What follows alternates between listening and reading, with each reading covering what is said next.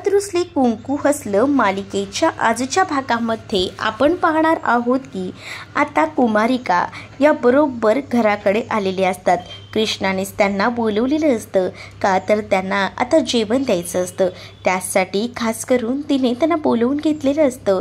तेवढ्यातच बायसाबाई, जयकांत आणि त्याचसोबत तिथे आता जयकांतचे बाबासुद्धा आलेले असतात आणि या मुली अचानक इथे आल्या आहेत। मग आता यांच्या खायच्या पिची सोय कशी केलेली आहे तर मात्र आता कृष्णा आणि भक्ती सांगू लागतात की यांच्या खायच्या पिची सोय आम्ही केलेली आहे, कारण आम्ही विचार केला की बाहेरून आणण्यापेक्षा घरातच जेवण बनवलेलं बरं ना, आणि म्हणूनच आम्ही घरातच जेवण केलेलं आहे असं देखील आता इकडे मात्र म्हटलं जातं।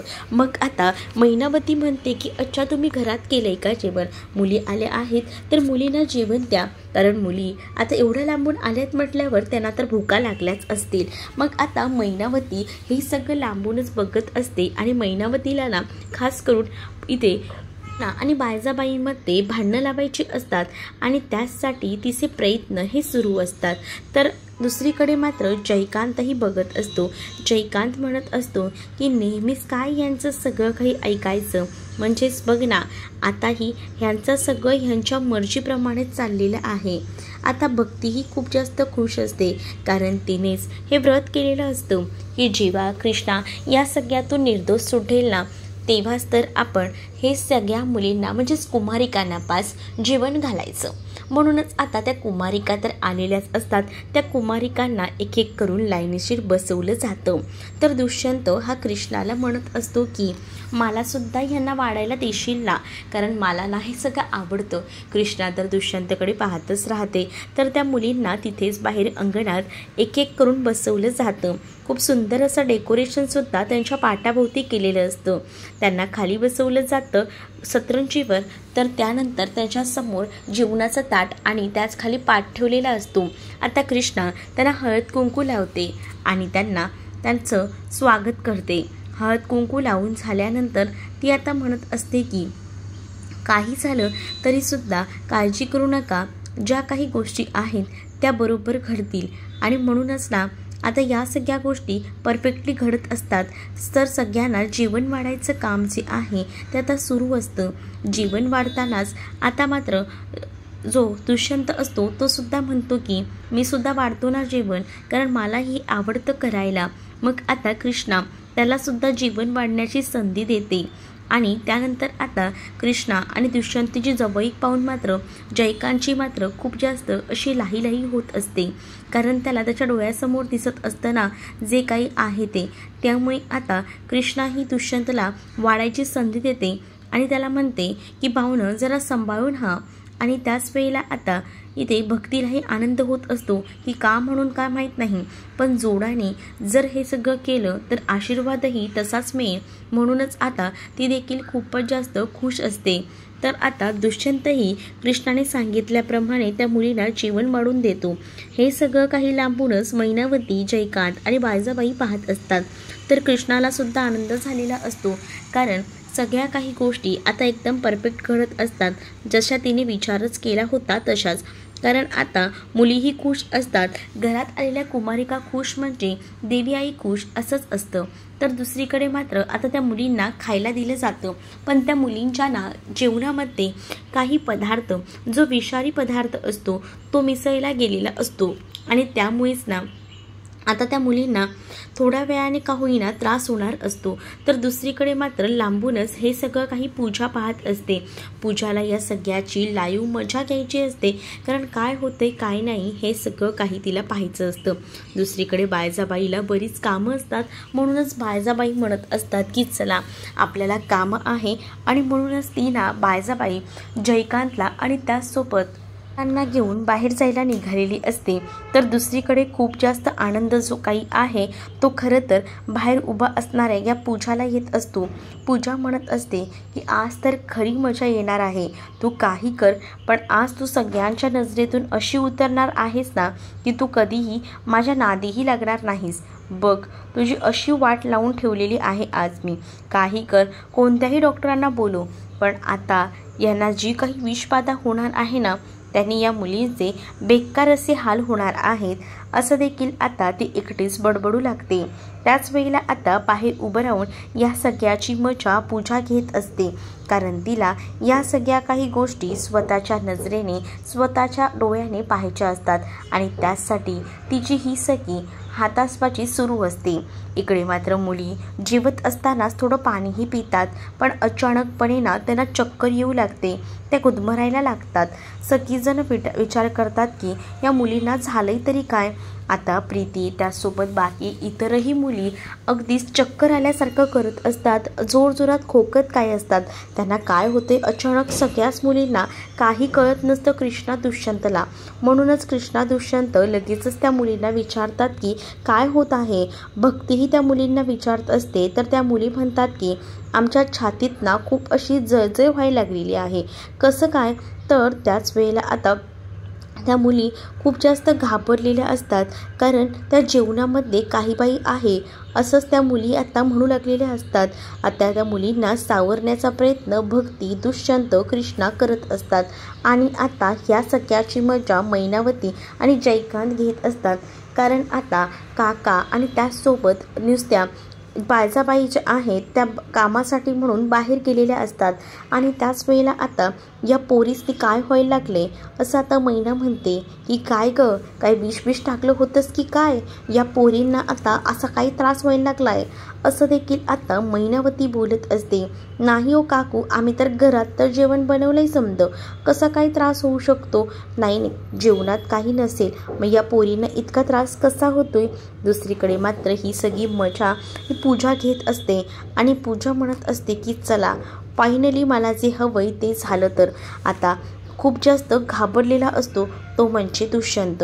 दुष्यंत जेव्हा घाबरतो तेव्हा मात्र आता आरडाओरडा सुरू होतो।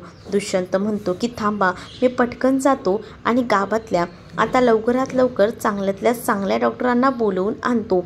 आणि असं बोलूनच आता तो जायला निघत असतो, तर भक्ती आणि कृष्णासुद्धा सांगतात की हो जाणं, जरा पटकन सरकार जाऊन जरा डॉक्टरांना घेऊन या, कारण मुलींची अवस्था ना मला आता बघवत नाही आहे।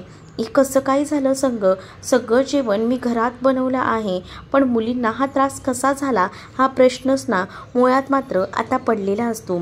काही गावकरी जे आहेत ते बायजाबाई आणि त्याचसोबत इकडे मात्र आता त्या काकांना भेटतात आणि ते माणसं त्याची तक्रार करत असतात, आमच्या तो मागेच लागला आहे पैशांसाठी, पण आम्ही तरी काय करणार, कुठून आणणार इतके सगळे पैसे असं देखील आता म्हटलं जात असतं। मग कसं, तुम्ही काळजी करू नका, पैशांचंच ना मी बघतो, पण डोक्याला इतका ताण घेऊ नका असं देखील आता म्हटलं जात असतं।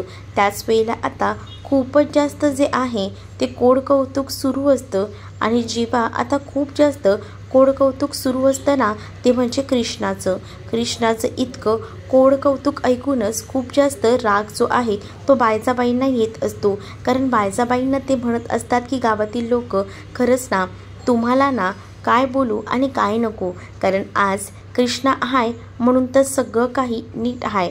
म्हणजे मला असं म्हणायचं आहे की कृष्णावर तर आरोप लागले होते, पण कृष्णा ही दोषी नव्हती, गावातल्यांसाठी तिनं बरंच काही केलंय आणि इथून पुढे तुमचं काम देखील ती उत्तमपणे सांभाळेल असे गावकरी आता बायजाबाईंना बोलू लागतात। तर बायजाबाईंना आता जेव्हा हे सगळं काही गावकरी बोलतात ना तेव्हा मात्र आता बोलतीच बंद बायजाबाईंची झालेली असते, कारण आता बायजाबाईला या सगळ्या परिस्थितीत ना काहीही बोलता येत नसतं, ती शांतच राहते।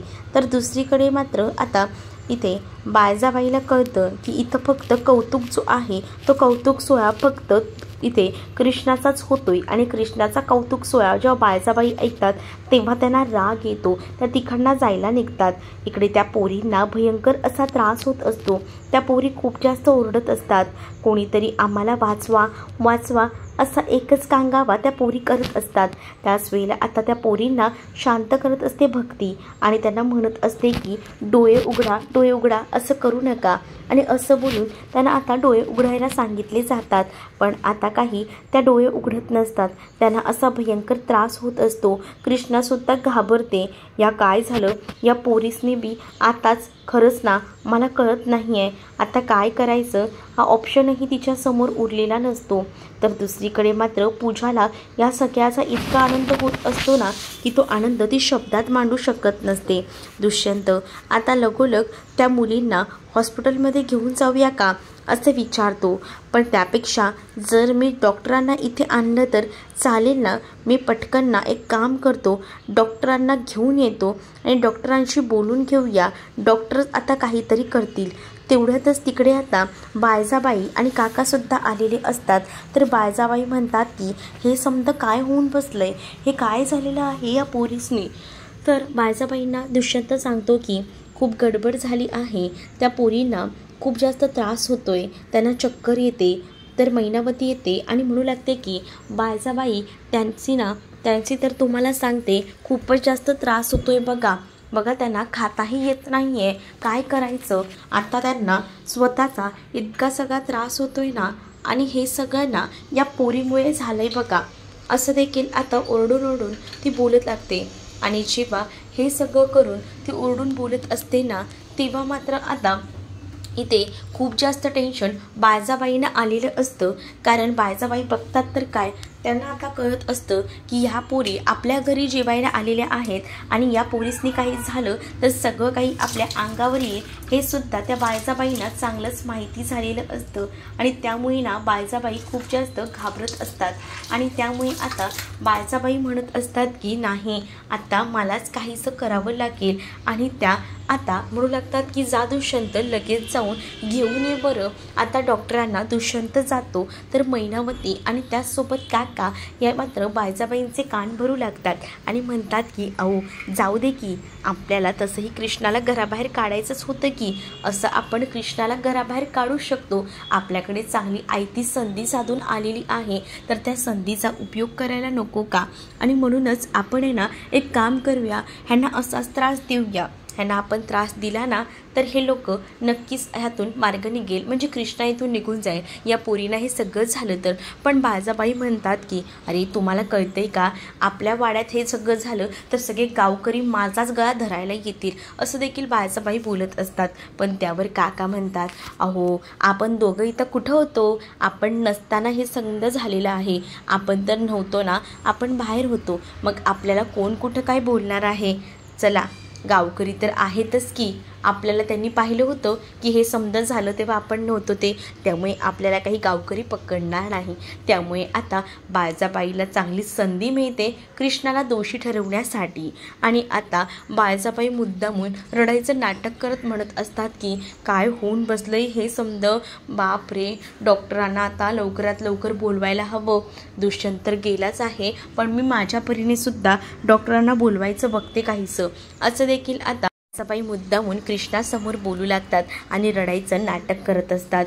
तर कृष्णा आता त्या मुलींना सांगत असते की हे पोरींनो डोळे उघडा, डोळे उघडा, डोळे बंद करू नका. मला तर ना आता खूप जास्त भ्या वाटायला लागले, असं देखील आता ती बोलत असते. आणि त्याच वेळेला आता भक्तीसुद्धा त्या मुलींना सावरत असते. त्या मुलींना सांगत असते की उघडा ना डोळे, पण आता त्या मुली काही डोळे उघडत नसतात. दुसरीकडे आता इकडे जी पूजा असते ना ती आता स्वतःला सावरत असते आणि तिनं मेकअप वगैरे जो केलेला असतो ना तो ते रिमूव्ह करत असते. तेवढ्यातच समोरून ना तिला दुष्यंत गाडीवरून येताना दिसतो. दुष्यंतला जेव्हा ती बघते तेव्हा ती खूप जास्त घाबरते. तिला वाटतं जर आता ह्याने आपल्याला या अवतारात बघितलं तर आपली वाट लागली. म्हणूनच तिनं आता डोक्यावर लगेच पदर ठेवलेला असतो आणि ती जाणाऱ्या दुष्यंतकडे पाहत असते. तिला आता खूपच जास्त आनंद होत असतो, कारण या लोकांना त्रास दिला आहे आणि हा त्रास परफेक्ट झाला आहे. कारण आपण जे ठरवलं होतं की ह्या कृष्णाला या घरातनं बाहेर काढायचं तसं समज होते. दुसरीकडे आता ते बायजाबाई ज्या आहेत त्या रूममध्ये जाऊन डॉक्टरांना कॉन्टॅक्ट करतात आणि डॉक्टरांना आता मुद्दामूनच सांगत असतात की डॉक्टर काही करा पण लवकरात लवकर निघून या. आणि त्यावेळेला आता इकडे मात्र मैनावती त्याचसोबत काका आणि जयकांत विचार करतात की हे समजा काय करताय ह्या काकी. आणि त्याच वेळेला जयकांत विचारतं सुद्धा. त्यावर बायजाबाई म्हणतात की तुम्हासनी कळणार नाही मी काय केलंय ते. बघा या इकडनं सगळीकडनं मी सेफ झाली, म्हणजेच मी हे सगळं काही केलंच नाही आहे. मी आता डॉक्टरांना सुद्धा बोलवलं आहे, बघितलं ना तुमच्या समोरच. मग आता जे काही होईल ते तुमच्या समोरच आहे. मग आता तर खरी मजा येणार आहे, असं देखील बायजाबाई बोलत असतात. आता आपल्यावर कोणीही दोषही लावणार नाही, कारण मी तसं करून ठेवलेलं आहे. आता सगळे आरोप कृष्णावर येणार, कृष्णालाच आता या सगळ्याचा त्रास होणार असं देखील आता म्हटलं जात असतं. आणि जेव्हा आता कृष्णालाच या सगळ्याचा त्रास होणार आहे म्हटल्यावर इथे जयकांतला त्याचसोबत त्या काकांना आणि मैनावतीला हसू येऊ लागतं, कारण त्यांना माहिती आहे कृष्णाला बाहेर काढायची ही चांगलीच आयती संधी आहे. आणि त्यामुळेच ना आता ते खूपच जास्त खुशही असतात. तर पुढे मात्र आता पाहायला मिळतं खूप जास्त आनंद हा बायजाबाईला असतो. आणि आता सगळेजण हसत असतात, कारण आता कृष्णाला घराबाहेर काढायची चांगली आयती संधी पूजाने या लोकांना दिलेली असते. कारण एवढे दिवस ती वाट बघत असतात की कृष्णाला कसं बाहेर काढता येईल. पण आता या पूजाने या जेवणामध्ये विष घातल्यामुळे मात्र मुलींना जो काही त्रास झालेला असतो त्याचे सगळे आरोप कृष्णावर येणार असतात. आणि त्यामुळेच ना आता कृष्णा जी आहे ती तिथेच आता विचार करत असते की या मुलींना या सगळ्यातून बाहेर कसं काढू. पण बायजाबाई मात्र हा सगळा जो काही दिवस आहे एन्जॉय करत असतात आणि उगाचच समोर असं दाखवत असतात की किती तिला ती काळजी आणि किती काय ते, कारण त्यांना असं दाखवायचंच असतं ना मुद्दामून. पण त्याचे आरोप सगळे कृष्णावर यायला हवेत याची सोयही त्यांनी केलेली असते, कारण स्वतः त्या बाहेर गेलेल्या असतात. आणि जेव्हा त्या बाहेर गेलेल्या असतात ना तेव्हा गावकऱ्यांनी सुद्धा बाहेर पाहिलेलं असतं बायजाबाईंना. दुष्यंत हा डॉक्टरांना आणण्यासाठी म्हणून गावाबाहेर चाललेला असतो. तर इथे मात्र दुष्यंत गेलेला असताना कृष्णा आणि त्यासोबत भक्ती त्या मुलींना ज्या आहेत ते सावरत असतात. त्या दोघींनाही त्या म्हणत असतात की असं करू नका, उठाना काय झालं आहे पोरींनो, लक्ष द्या ना. तेवढ्यातच ना आता तिथे अढळराव देखील आलेले असतात. आणि अढळराव बघतात तर आणि ते विचारतात की काय झालं आहे. त्यावर भक्ती अढळरावांना सांगते की या कुमारिकांना आपल्या घरी आपण जेवायला बोलवलं होतं, पण बघा ना या कुमारिकांना अचानक त्रास व्हायला लागलेला आहे, काय करायचं खरंच कळत नाही बघा, असंच ती आता बोलू लागलेली असते. आणि जेव्हा आता हे सगळं काही ती बोलते ना तेव्हा मात्र आता इथे अढळराव म्हणतात की बापरे एवढं सगळं झालं आहे, थांबा आपण डॉक्टरांना बोलवूया. डॉक्टरांना घ्यायला दुष्यंत ऑलरेडी गेलेला आहे. सरकार आता तुम्हीच काय ते बघा, तो दुष्यंत कधी येतोय काय माहिती. आता बायजाबाई उगाचच नाटक करत बोलत असतात, कारण बायजाबाई ज्या आहेत ना त्यांना माहिती आहे की आपण असं नाटक केलं तर आपल्यावर काही आरोप लागणार नाहीत ना, म्हणूनच त्या तशा खुश असतात. दुष्यंतला कॉल करतात आणि डॉक्टरांबद्दल चौकशी करतात. डॉक्टरांचं काय झालं, होतंय का काम आपलं. आणि त्याच वेळेला डॉक्टरना नाही आहेत, ते दुसऱ्या गावात गेलेले आहेत असं देखील दुष्यंतकडनं बायजाबाईंना कळतं.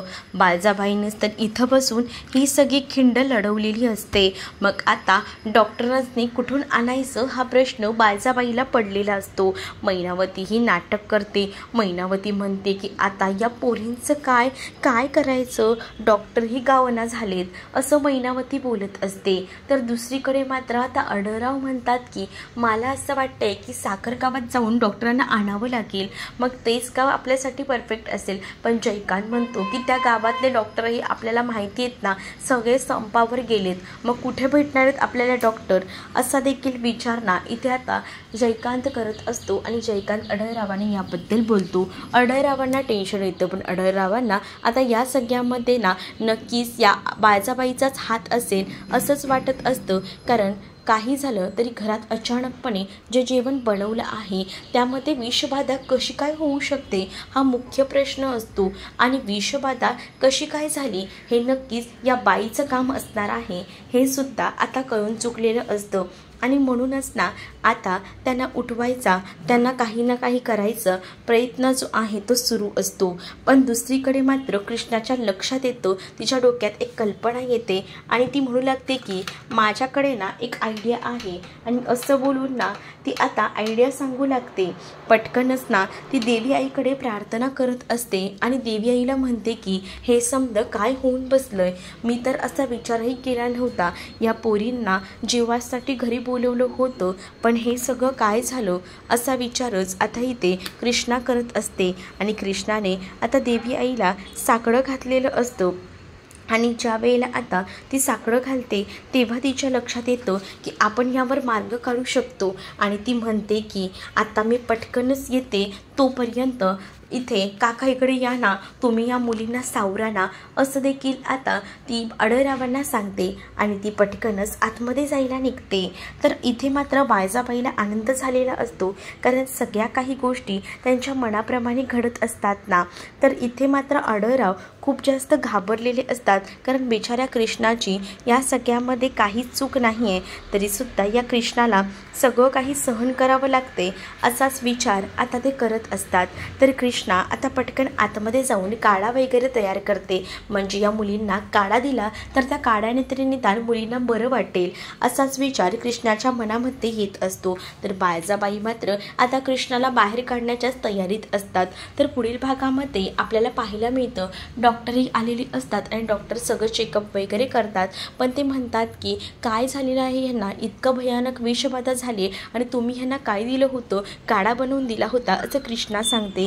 कृष्णा जेव्हा हे बोलते तेव्हा डॉक्टर आता अजूनच भडकलेले असतात। तर दुष्यंतला सुद्धा आता कृष्णाशी लग्न केल्याचा खूप जास्त पश्चाताप होत असतो आणि इथे मात्र आता तू काही कर पण यावर काही मार्ग निघणार नाही आहे, कारण मी असं भयानक असं विषच त्या मुलींच्या जीवनात मिक्स केले असं देखील आता इकडे ओरडतच पूजा बोलत असते। तर बायजाबाईंसमोर आता अक्षरशः कृष्णाने शरणागती पत्कारलेली असते आणि तुम्ही जी शिक्षा द्याल मी ती भोगायला तयार आहे असं देखील ती म्हणते। तर दुसरीकडे दुष्यंत म्हणतो की उगाच या गावातल्या मुलीशी लग्न केलं, जर शहरातल्या मुलीशी लग्न केलं असतं तर हे सगळं बघायलाच लागलं नसतं असं देखील तो म्हणू लागतो। तर तुम्हाला भाग कसा वाटला कमेंटमध्ये सांगा। असेच अपडेट पाहण्यासाठी चॅनलला सबस्क्राईब